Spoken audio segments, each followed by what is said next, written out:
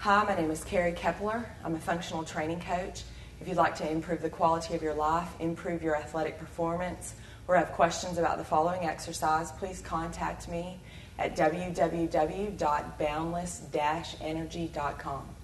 This exercise is focusing on the core of your body. It's going to be a rotation exercise on a stability ball. It's an unstable apparatus, so you're working on your balance and your core strength while you hold yourself up with upper body strength. So you're doing a total body exercise here. This exercise should be done in reps of 8 to 10, increasing up to 15.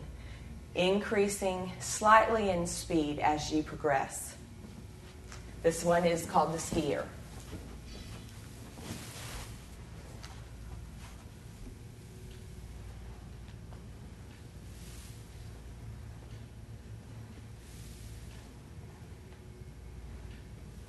When performing the skier, you want to draw the knees up to the chest, but only until a 90-degree angle, so that when you rock side to side, your legs do not extend out, and also you do not want to be inside a right angle at your hip.